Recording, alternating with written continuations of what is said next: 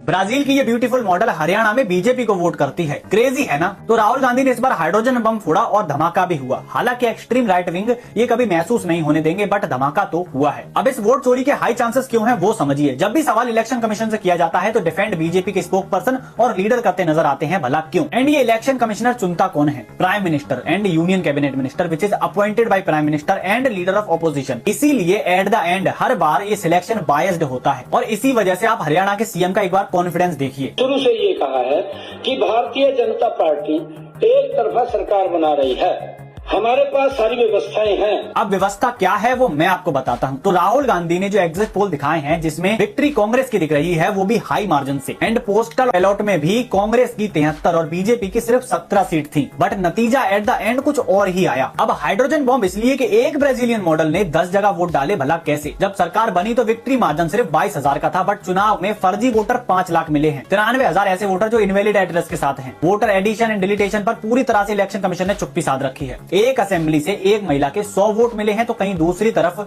2 booth से एक महिला के 223 वोट मिले हैं। 1,24,000 से ज्यादा वोटर फेक फोटोज के साथ हैं। कहां तक जस्टिफाई करोगे और कैसे यकीन दिलाओगे जनता को कि उनकी वोट की कोई वैल्यू भी है। और इंडिया की तो कंडीशन ये है कि वोट चोरी होना हो, लोगों का दिमाग चोरी हो चुका है। इसीलिए इलेक्शन चाहे लोकसभा का हो, चाहे राज्यसभा का, चाहे विधानसभा का, वोट मोदी जी की शक्ल पे पड़ता है। इसीलिए लोग कॉन्फिडेंस से बोलते हैं कि आएंगे तो मोदी ही। ये रियलिटी है, ये कोई झूठ नहीं है। जब तक वो है तब तक वही आएंगे, किसी और का आना इम्पॉसिबल है। बाकी आपका इस सबको लेकर क्या ओपिनियन है मुझे कमेंट सेक्शन में जरूर बताइएगा। मिलता हूं आपसे अगले वीडियो में, तब तक के लिए जय हिंद।